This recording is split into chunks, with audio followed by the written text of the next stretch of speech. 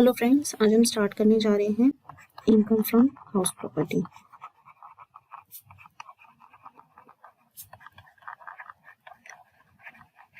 तो हम पहले इसके बेसिक समझेंगे, देन इसके बाद इसके क्वेश्चन सॉल्व करेंगे। इनकम फ्रॉम हाउस प्रॉपर्टी, इसका मतलब जो भी हमारी हाउस प्रॉपर्टी होती है उसके अगेंस्ट में कोई इनकम आएगी, वो इस साइड में आएगी। ठीक है, कोई दिक्कत नहीं, तो बहुत इजी डेफिनेशन हो गई ना। तो फिर हाउस प्रॉपर्टी में क्या क्या आएगा? हाउस प्रॉपर्टी में कोई भी लैंड आ जाएगी, बिल्डिंग आ जाएगी, फ्लैट्स आ जाएंगे, हाउसेस आ जाएंगे, बंगलोज आ जाएंगे, है ना। और क्या क्या आएगा? या फिर कोई गार्डन आ जाएगा ना, या फिर गैरेज आ जाएगा। These are examples of house property. ठीक है, समझ में आ गया हाउस प्रॉपर्टी क्या होता है। फिर ऐसी कौन सी चीजें हैं, मतलब आप उसके अलावा क्या सोच पा रहे हैं कि और भी तो बहुत सारी चीजें होती हैं, जैसे ऑफिस बिल्डिंग्स,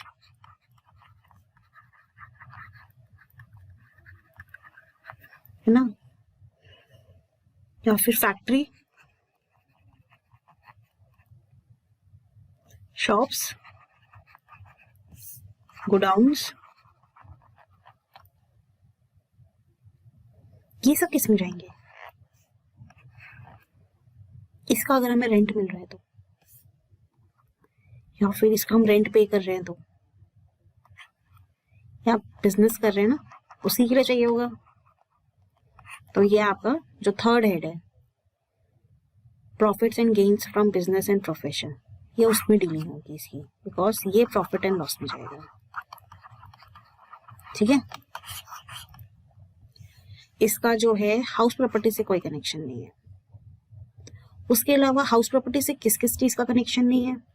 सपोज कर लो आपका कोई बिजनेस है, भाई मैं एक रियल एस्टेट एजेंट हूँ, ठीक है ना, मेरे पास जो है मैं घर बनवाती हूँ, इसके को ना मैं रेंट पे दे देती हूँ। मेरा यही बिजनेस है, घर बनाती हूँ मैं और इसको मैं रेंट पे दे देती हूँ। बस एक बोलते ना, रेंट का बंदा अगर एस्केलेट हो जाता है या छोड़ के चला जाता है, वेकेट कर देता है, तो दूसरे को मैं रख लेती हूँ। बस मेरा यही काम है भाई, मैं यही करती हूँ। तो दिस इज माई बिजनेस। ऐसा नहीं है कि हाँ चलो एक घर लिया सेविंग कर करके, फिर दूसरा घर लिया तो एक मैंने रेंट पे चढ़ा दिया। नहीं, मेरा तो काम ही ये है, जब इसका रेंट पूरा इकट्ठा हो जाता है तो फिर से मैं एक और घर लेती हूँ और फिर मैं उसके ऊपर चढ़ा देती हूँ, रेंट पे चढ़ा देती हूँ। भाई यही मेरा बिजनेस है। तो ये जो है ना, ये मेरा बिजनेस इनकम में जाएगा। या फिर ये जो घर है ना, ये मेरे ऑफिस का गेस्ट हाउस है,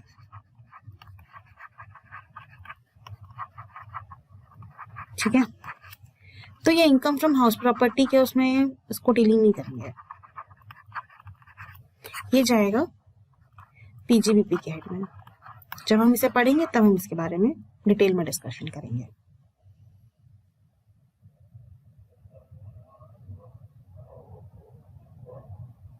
ना। तो दो टाइप की जो प्रॉपर्टीज हैं वो आपकी इनकम फ्रॉम हाउस प्रॉपर्टी के डेफिनेशन से बाहर रहेंगी। एक, प्रॉपर्टीज यूज फॉर बिजनेस, ठीक है।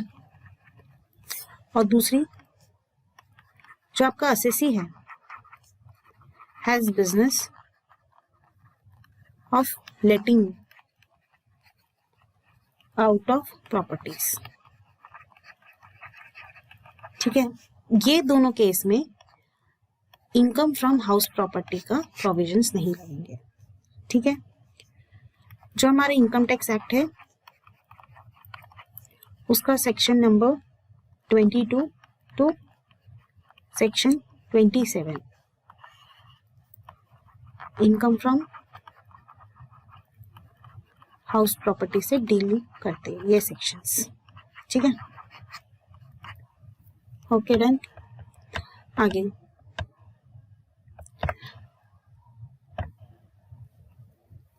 ऐसी कौन सी बातें हैं जो हमें पता होना चाहिए। मीन्स कोई भी आके बोल देगा ये मेरा घर है, इसके ऊपर जो है मुझे, इसको मैं लेट आउट कर रहा हूँ और इसके ऊपर जो है मैं income from house property claim करने लगेगा वो, but that is not possible. उसके लिए आप कौन कौन सी बातें देखोगे। जो एसएससी है आपका must be owner of the property, ठीक है। ये क्यों होना चाहिए, जब हम क्लबिंग ऑफ इनकम पढ़ेंगे या फिर टैक्स प्लानिंग के बारे में पढ़ेंगे या फिर जब टैक्स इवेजन के बारे में पढ़ेंगे, तब आपको समझ में आएगा कि होता क्या है ना कि प्रॉपर्टी सन के नाम पे है, सन ऑलरेडी सैलरीड है या उसका कोई बिजनेस चल रहा है, तो वहां पे जो है उसके ऊपर ऑलरेडी टैक्स लग रहा है। अब अगर प्रॉपर्टी भी उसी के नाम पर है, ठीक है, समझना, ये सन है, इसको सैलरी मिल रही है। अब अगर प्रॉपर्टी भी इसी सन के नाम पर है तो इनकम फ्रॉम हाउस प्रॉपर्टी की इनकम जो होगी ना वो भी इधर ऐड होगी, तो जो टैक्स लगेगा वो टोटल पे लगेगा। बट अगर ये प्रॉपर्टी सपोज करो वाइफ के नाम पर है, स्पाउस के नाम पर है, ठीक है, तो इनकम फ्रॉम हाउस प्रॉपर्टी जो होगा ना वो वाइफ के स्लैब में चला जाएगा, ठीक है। या फिर ये प्रॉपर्टी जो है पेरेंट्स के नाम पर है, तो ये इनकम फ्रॉम हाउस प्रॉपर्टी जो है पेरेंट्स की इनकम में क्लब हो जाएगी। तो हो सकता है बंदे की सैलरी जो है 10 लाख हो और income from house property 3 lakh है, तो इसका तो स्लैब हो गया 13 लाख का, तो ये हो गया 30% की स्लैब में, ठीक है। बट अगर पेरेंट्स है, पेरेंट्स हो सकता है रिटायर्ड हो सकता है कोई काम ना हो, या फिर माइट भी कोई बिजनेस हो जो क्या कहते हैं इतनी इनकम पे ना हो, मतलब कोई भी केस हो सकता है। तो उस केस में अगर ये 3 लाख ऐड करेंगे तो ये चले जाएंगे आपके पेरेंट्स हैं तो 5% स्लैब में चले जाएंगे ये, तो यहाँ से जो है आपका टैक्स सेविंग होगी, है ना। या फिर अगर वो इनके अगर पेरेंट्स के नाम पे नहीं है तो गवर्नमेंट को 30% स्लैब पे मिलना चाहिए। तो assessee must be the owner of the property, ये एक सबसे बड़ी कंडीशन है। अच्छा, ये कैसे पता चलेगा असेसी ओनर ही है प्रॉपर्टी का। इसकी कंडीशन रजिस्ट्री उसके नाम पे होनी चाहिए, रजिस्टर्ड डीड जो है वो असेसी के नाम पे होना चाहिए,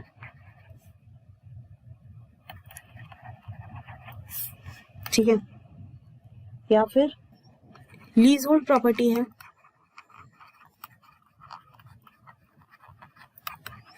तो वो जो है असेसी के नाम पे होना चाहिए, लीज, है ना।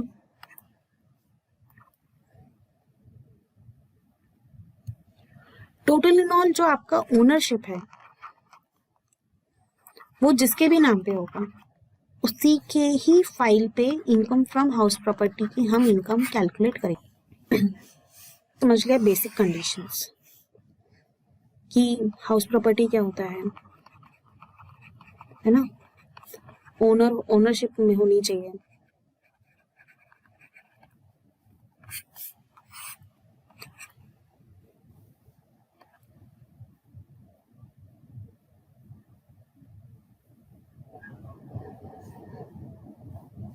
तो यहाँ पे हमने इसकी बेसिक कंडीशंस जान ली है। अब हम सेक्शन 23 जो प्रोविजंस हमारे बोलते हैं हम उसके अकॉर्डिंग जो है चैप्टर को आगे बढ़ाएंगे, जिससे कि आपको टैक्स प्रोविजंस भी समझ में आ जाए। बेसिक कंडीशंस हमने जान ली है और अगर कहीं पे जरूरत पड़ेगी तो हम फिर से उसे रिवाइज कर लेंगे, ठीक है। तो यहाँ पे फर्स्ट सिचुएशन आती है डिटर्मिनेशन ऑफ एनुअल वैल्यू।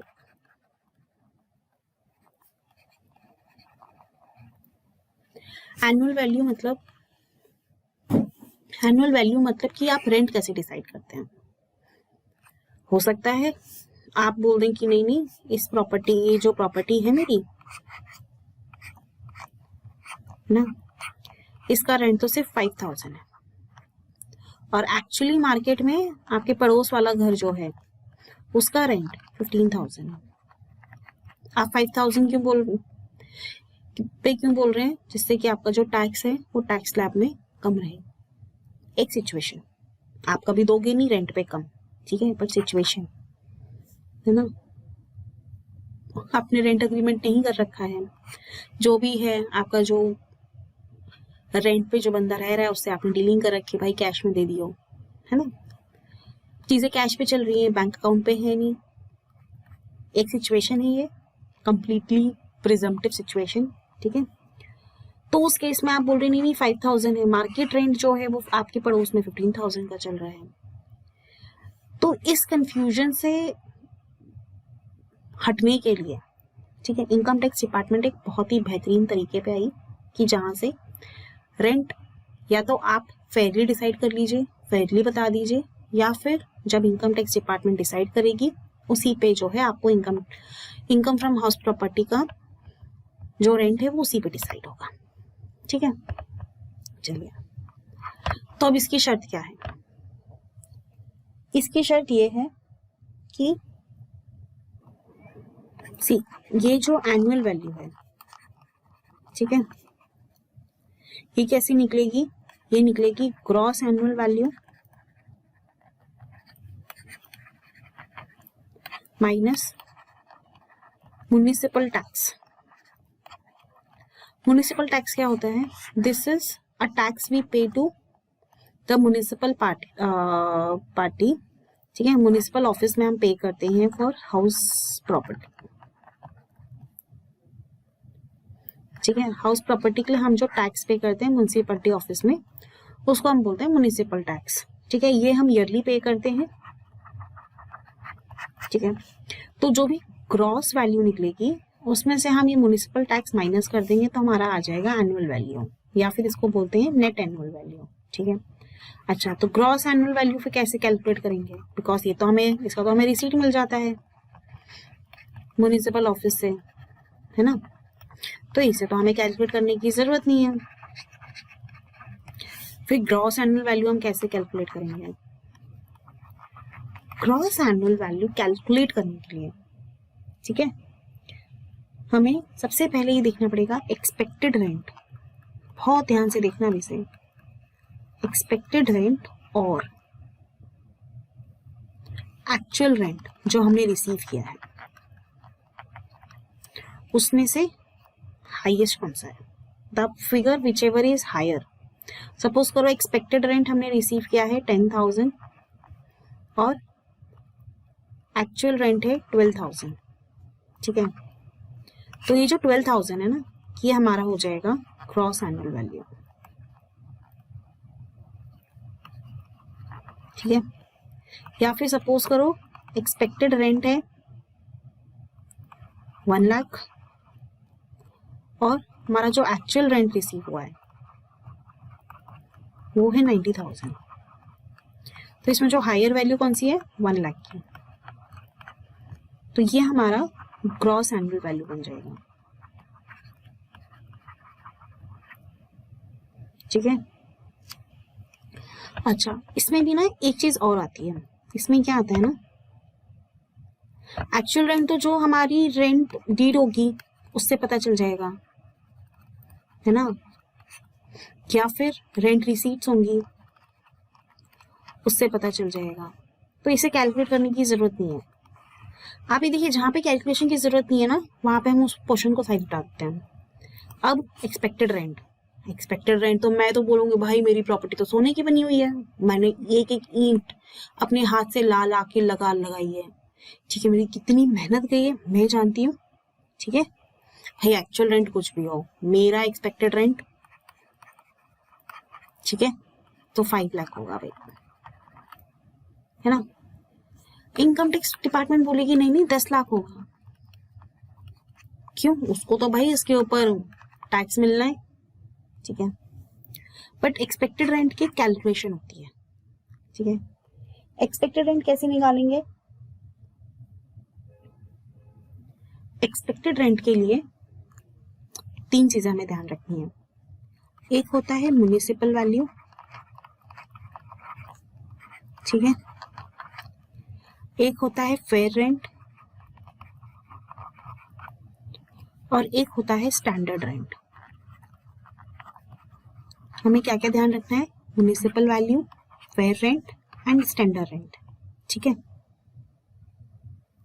तो municipal value and fair rent का जो हाईएस्ट वैल्यू होगा, द हायर वैल्यू, इन दोनों में से जो हायर होगा, ठीक है, उसका एंड स्टैंडर्ड रेंट का कंपैरिजन होगा। ध्यान से देखना, इन दोनों का कंपैरिजन होगा। ये दोनों किस चीज के लिए लड़ेंगे? ये दोनों इस चीज के लिए लड़ेंगे कि हम में से लोअर कौन सा है ना। इनमें से जो लोअर होगा वो बनेगा आपका एक्सपेक्टेड रेंट। ठीक है, हम फिर से देखेंगे इसे, बहुत कंफ्यूजन हो रहा है ना, मैं भी जान रही हूँ। हम इसके ऊपर पहले एक क्वेश्चन सॉल्व करेंगे, तब हम आगे बढ़ेंगे। हमारे स्टडी मटेरियल में एक बहुत अच्छा क्वेश्चन है इसके ऊपर, हम पहले वो सॉल्व करेंगे। हम फिर से देख रहे हैं, सी एक्सपेक्टेड रेंट के लिए हम क्या क्या देखेंगे। एक्सपेक्टेड रेंट के लिए आप तीन चीजें दिमाग में रखेंगे। एक है आपकी म्युनिसिपल वैल्यू, एक है आपका फेयर रेंट, ठीक है, और एक है स्टैंडर्ड रेंट। ओके, इन दोनों में से जो हायर होगा वो वैल्यू सपोज करो x है, और इस x में और स्टैंडर्ड रेंट में जो वैल्यू लोअर होगी वो बनेगी आपकी एक्सपेक्टेड रेंट। ठीक है, और एक्सपेक्टेड रेंट और एक्चुअल रेंट का फिर कंपैरिजन होगा, मतलब कंपैरिजन मतलब फिर इनकी लड़ाई होगी कि हम में से हाईएस्ट कौन सा है। जो हायर होगा वो आपका बनेगा ग्रॉस एनुअल वैल्यू, और इसमें से जब हम म्युनिसिपल टैक्स माइनस करेंगे वो आपका बन जाएगा नेट एनुअल वैल्यू।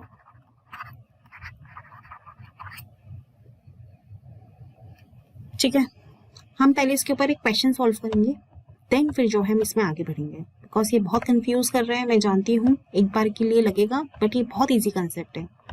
जब आप इस पे क्वेश्चन सॉल्व कर लेंगे ना, तब आप बोलेंगे अरे क्या मैडम ने इतना क्या टाइम पास किया, क्या चिंदी सा क्वेश्चन था ये। ठीक है, चलिए इलस्ट्रेशन नंबर 1 देखिए, आपका पेज नंबर 4.128 पे। Jayashree owns 5 houses in India, all of which are let out. Compute gross annual value of each house from the following given below. ठीक है, तो हमें क्या निकालना है इसका ग्रॉस एनुअल वैल्यू। तो ग्रॉस एनुअल वैल्यू कैसे निकलता है?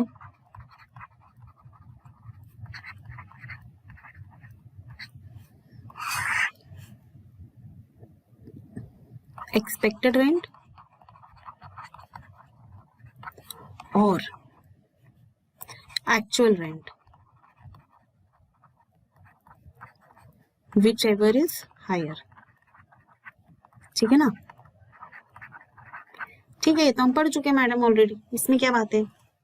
एक्चुअल रेंट तो हमें कैलकुलेट करने की जरूरत नहीं, क्योंकि वो तो हमारी रेंट अग्रीमेंट में या फिर रेंट रिसीप्ट में हो गई होगा। ठीक है ना, जो हमने एक्चुअली रिसीव किया है। अब हम आते हैं एक्सपेक्टेड रेंट पे। ठीक है, एक्सपेक्टेड रेंट के लिए हमें चाहिए होती है 3 फिगर्स। कौन कौन सी? म्युनिसिपल वैल्यू, फेयर रेंट, और उसके सामने खड़ा हो जाएगा स्टैंडर्ड रेंट।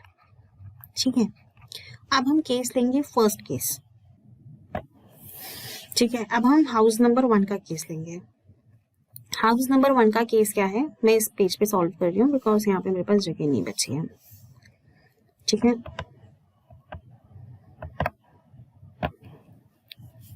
हाउस 1, हाउस 1 की म्युनिसिपल वैल्यू है 80,000, इसका फेयर रेंट है 90,000 और स्टैंडर्ड रेंट नॉट एप्लीकेबल, मतलब नहीं पता चल पाया है। तो उस केस में जो है ये 0 नहीं माना जाएगा। ठीक है ना। उस केस में जो इनमें से हायर होगा उसी की वैल्यू यहाँ पे ले ली जाएगी। ये कभी जीरो नहीं माना जाएगा जब तक जीरो लिखकर नहीं आ रहा है। नॉट एप्लीकेबल मतलब इनको ये वैल्यू पता नहीं चल पाई है। ठीक है, ठीक है, चलिए अब हमें क्या निकालना है, एक्सपेक्टेड रेंट। ठीक है, इसमें से हायर वैल्यू क्या है, 90,000।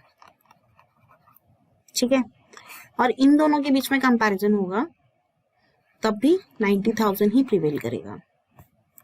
तो हमारा जो एक्सपेक्टेड रेंट है वो हो गया 90,000 और हमारा जो एक्चुअल रेंट है वो आ गया 72,000। और हमारी ग्रॉस एनुअल वैल्यू जो है वो कैसे निकलेगी, इन दोनों में से जो भी हायर होगा। तो इन दोनों में से हायर क्या है, एक्सपेक्टेड रेंट। तो ग्रॉस एनुअल वैल्यू कितनी रहेगी, 90,000। ठीक है, ये जो आपका एक्सपेक्टेड रेंट है ना वो कभी भी स्टैंडर्ड रेंट को एक्सीड नहीं करेगा। ठीक है, in any case this won't ever exceed standard rent. सीधा सा लॉजिक है कि जब हम एक्सपेक्टेड रेंट निकाल रहे होते हैं तब हम इसका इधर जो वैल्यू आती है एंड स्टैंडर्ड रेंट का लोअर लेते हैं, तो obviously it won't exceed ever, है ना। चलो सेकेंड हाउस का हम एक बार कैलकुलेट करते हैं जिससे हमें क्रिस्टल क्लियर हो जाए।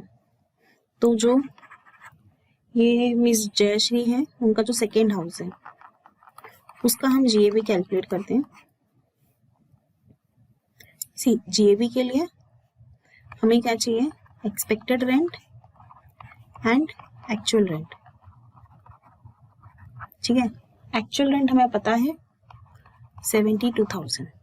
ठीक है, इन दोनों में से जो हायर वैल्यू होगी वो हम ले लेंगे। एक्सपेक्टेड रेंट के लिए हम पहले म्युनिसिपल वैल्यू और आपका फेयर रेंट इसका हायर वैल्यू लेंगे।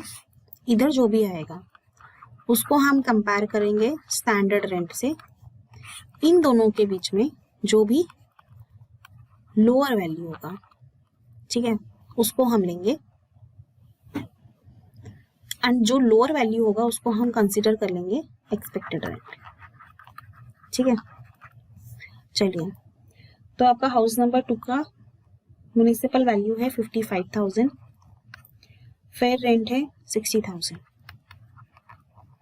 तो इसका एक्सपेक्टेड रेंट हो गया, सॉरी इसका जो आपका हायर ऑफ इन दोनों में से हो गया वो हो गया 60,000। स्टैंडर्ड रेंट आपका दे रखा है आपको इधर 75,000। ठीक है, इन दोनों को जब मैं कंपेयर कर रही हूँ तो लोअर ऑफ 60,000 एंड 75,000 क्या आ गया, 60,000। तो इधर आ गया 60,000। इन दोनों को जब मैंने कंपेयर किया तो क्या आ गया, GAV इज 72,000 बिकॉज हायर लेनी है ना मुझे इन दोनों में से एक वैल्यू। ठीक है, rest you will solve.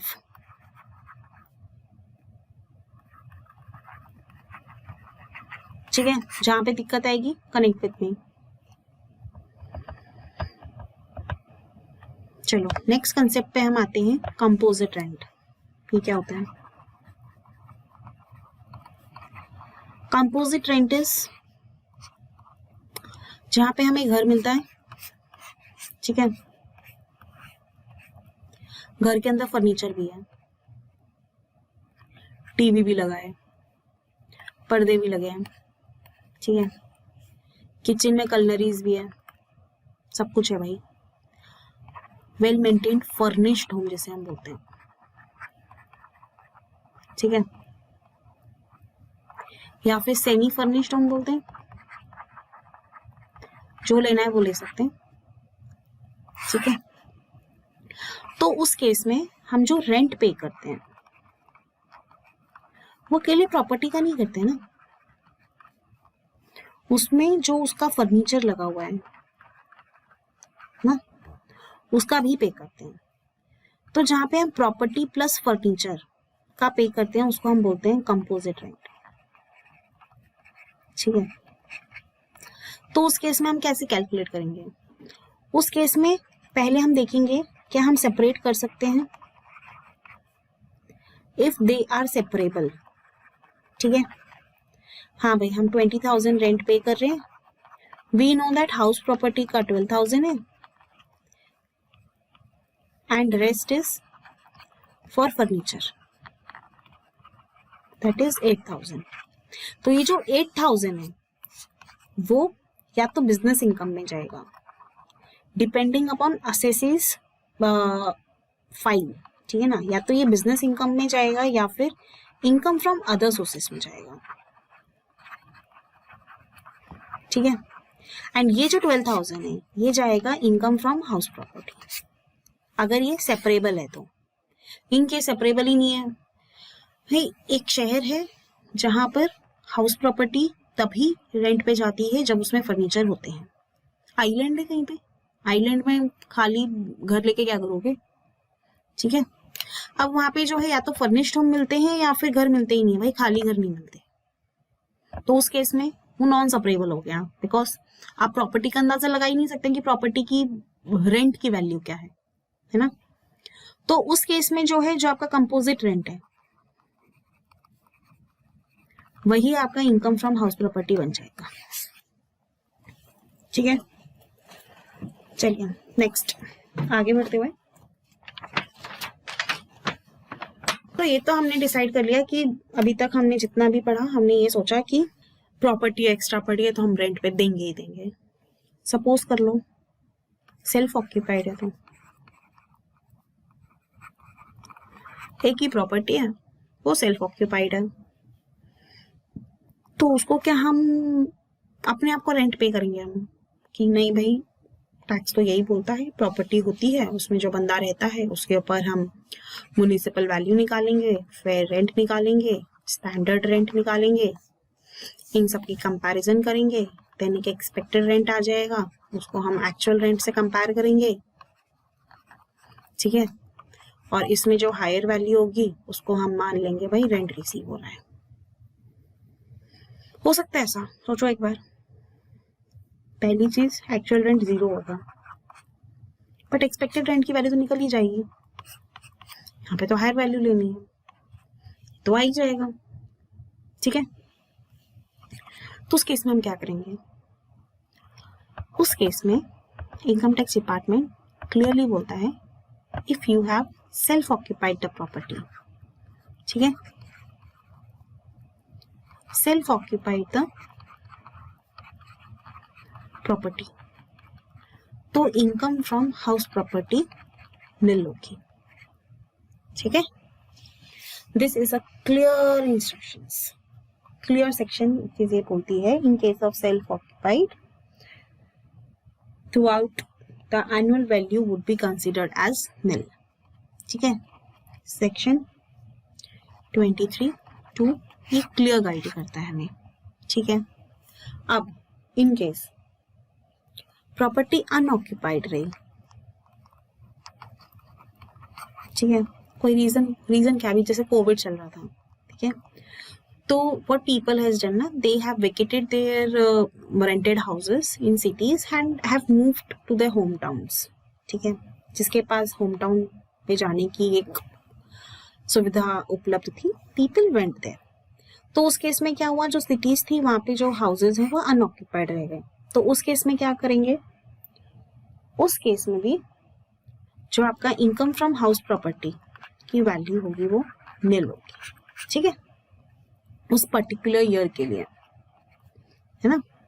Okay, suppose करो घर है, ठीक है, नहीं ये वाला घर नहीं बनाएंगे, अब हम बिल्डिंग बनाएंगे, बिल्डिंग वाला घर बनाएंगे। अब हम ये ग्राउंड फ्लोर है,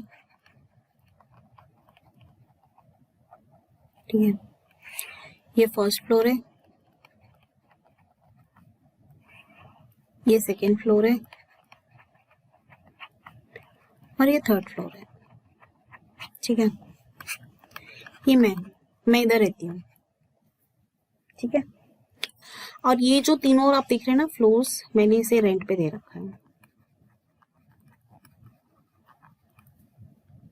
अब इस केस में क्या होगा, इस केस में मैं रिसाइड कर रही हूँ यहाँ पे, मैं ये भी तो बोल सकती हूँ मैं रह रही हूँ भाई, ऑक्यूपाइड बाय मी। कहाँ से आ गई, इनकम फ्रॉम हाउस प्रॉपर्टी, ना ना ना नहीं।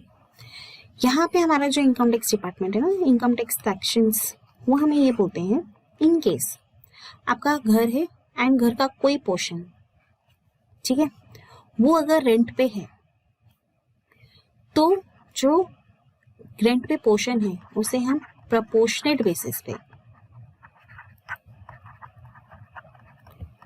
रेंटल इनकम कैलकुलेट कर लेंगे।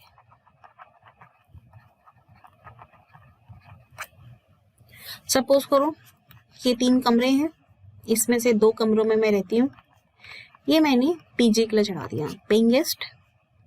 तो ये वाला जो मेरे पास आ रहा है इसको मान लेंगे इनकम फ्रॉम हाउस प्रॉपर्टी। जो भी खर्चा मेरे घर में हो रहा है उसका जो है, जो भी मैं म्युनिसिपल टैक्स पे कर, खर्चा क्या म्युनिसिपल टैक्स सपोज करो मैं 1000 पे कर रही हूँ, तो डिवाइड बाय 3, इतना जो है मुझे इधर एनईवी कैलकुलेट करते टाइम जीएवी में से माइनस करने के लिए मिल जाएगा, ठीक है। तो अगर घर का कोई पोर्शन या फिर घर में जैसे फर्स्ट सेकेंड थर्ड फ्लोर है, ठीक है ना, तो यहाँ पर भी मुझे रेंट कैलकुलेट करना पड़ेगा। मैं ये नहीं बोल सकती हूँ मैंने सेल्फ ऑक्यूपाई कर रखा है तो ये जो रेंट है इसके ऊपर मैं हाउस प्रॉपर्टी इनकम की कैलकुलेशन नहीं करूंगी, ठीक है। या फिर यहाँ पे मैंने पीजी खोल रखा है तो यहाँ पे जो है इनकम फ्रॉम हाउस प्रॉपर्टी नहीं हुआ, हो गया, बिल्कुल हो गया, ओके। अब आगे ये हमने समझा, सिर्फ समझते जाओ, because these all whatever I am explaining you will get case studies, ठीक है ना, पूरी एक स्टोरी होगी and then you have to calculate income from house property, okay, ठीक है। सपोज करो 12 मंथ्स होते हैं एक ईयर में, 1 अप्रैल टू 31 मार्च, ठीक है। हाउस प्रॉपर्टी 6 मंथ्स तक तो रेंट पे रही, उसके बाद मुझे कोई मिला ही नहीं जिसको मैं रेंट पे दे दूं, there was no one to occupy it, तो 6 मंथ्स जो है वेकेंट रहा प्रॉपर्टी। तो उस केस में 6 मंथ्स का जो है हम income from house property calculate कर लेंगे, इसको हम नील नहीं मानेंगे कि हमने बोला भाई 1 अप्रैल से 30 सितंबर तक हमारे पास रेंट आता रहा, 1 अक्टूबर को वेकेंट हो गई प्रॉपर्टी, उसके बाद कोई आया ही नहीं, 31 मार्च को हम बोले प्रॉपर्टी तो वेकेंट रही है, देयर इज नो टैक्स, मतलब देयर इज नो रेंट, ये तो नील पे चला जाएगा, this would be nil, you have to calculate income from house property for this 6 months, ठीक है, ये भी समझ में आया। सो नेक्स्ट इज, सपोज करो एक एसएससी है, एसएससी आया आपके पास, ठीक है, SSC has 4 properties, house property है, 4 घर है उसके,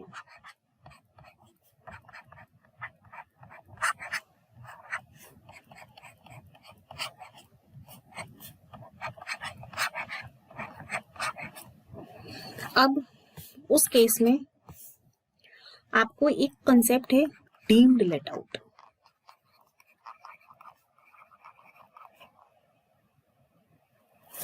ना, उसने ये बोला कि भाई एक में वो रहता है सेल्फ ऑक्यूपाइड है,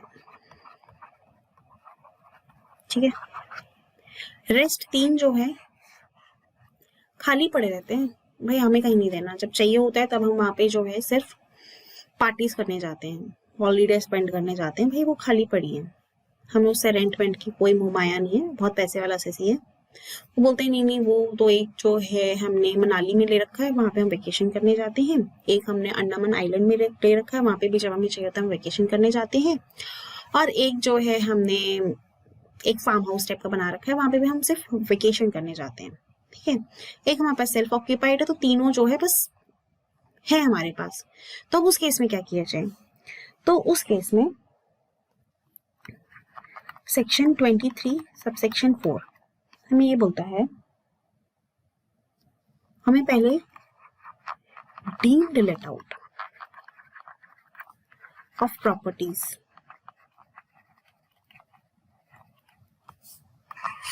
के बारे में यहां से समझना पड़ेगा।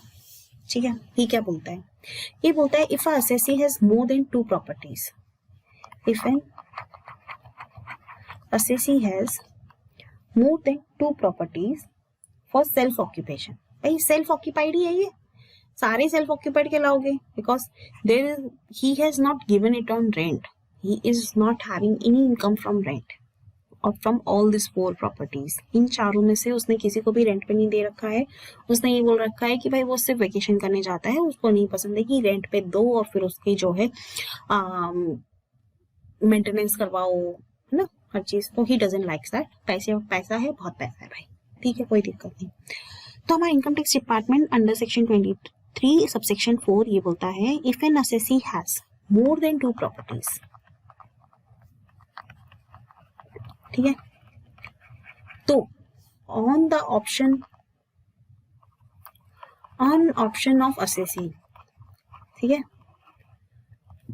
असेसी कैन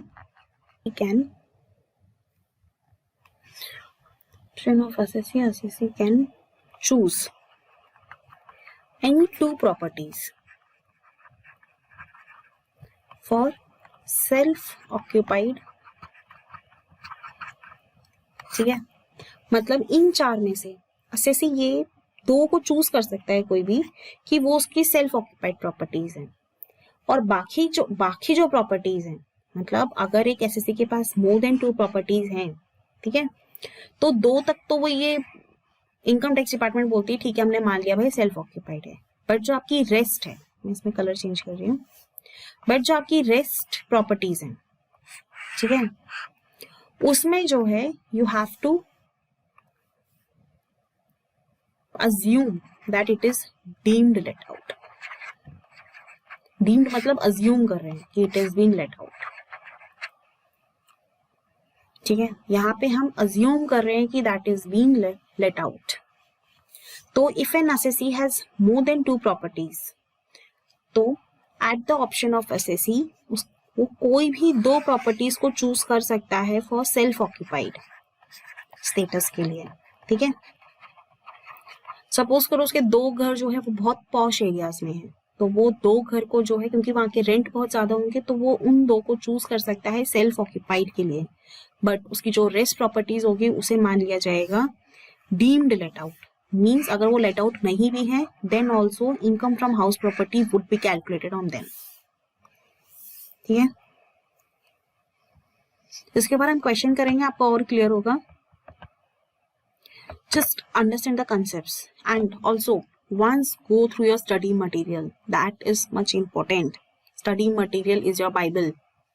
ठीक है, उसे रीड करो, जहां पे भी कोई दिक्कत हो you can connect with me on Telegram. हमने यहां तक समझ लिया। अब जो है हम आगे बढ़ते हैं deduction of annual value, section 24, deduction from annual value. बहुत इंटरेस्टिंग कंसेप्ट स्टार्ट हो रहे हैं। जो सो रहे हैं उठ के बैठ जाओ, पानी पी लो। हमने एनुअल वैल्यू कैलकुलेट कर ली थी, कहां से करी थी annual value calculate? Gross annual value minus municipal tax. इतनी जल्दी भूलोगे तुम लोग? ऐसे काम नहीं चलेगा। मैं रिवाइज करवाती रहूंगी, डोंट वरी। जहाँ पे भी फिर से नया टर्म आएगा, पुराना टर्म आएगा, सब रिवाइज होगा यहीं पे, ठीक है। तो deduction from annual value, section 24 ये बोलता है कि जब आप कोई प्रॉपर्टी रेंट पे देते हैं तो उसमें से फर्स्ट वैल्यू जो इनकम टैक्स डिपार्टमेंट बोलता है यू कैन डिडक्ट, ठीक है। टोटल 2 ही डिडक्शंस होती हैं इसमें।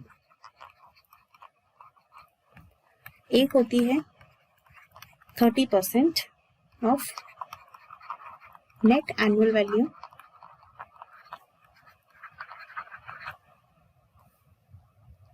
और दूसरी होती है interest on borrowed capital.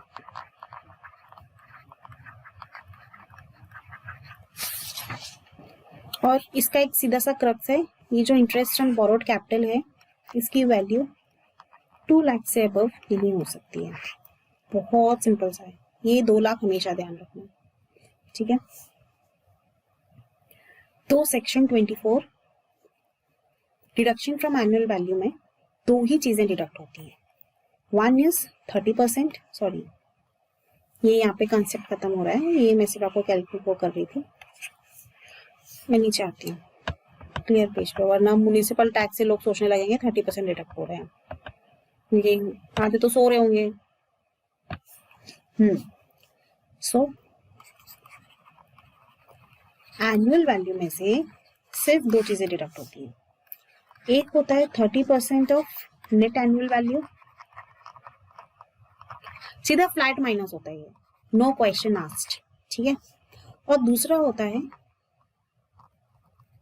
Interest on borrowed capital. ये इंटरेस्ट कौन सा है मैडम, हमने नहीं पढ़ा अभी तक, कोई इंटरेस्ट ना बताती हूँ, रुको। आप घर ले रहे हो, घर के लिए आप लोन लेते हो, भाई मिडिल क्लास इंसान, मेरे जैसा इंसान तो ले गई ना, लोन लिया मैंने। लोन के 2 पोर्शन होते हैं, एक होता है प्रिंसिपल पेमेंट, फिर बैंक इंटरेस्ट तो चार्ज करते ही है ना, तो ये जो इंटरेस्ट है ना वो वाला यहाँ पे हमें डिडक्शन मिलता है, ठीक है। ये वाला जो इंटरेस्ट होता है ना लोन के ऊपर, हाउस लोन, ओके।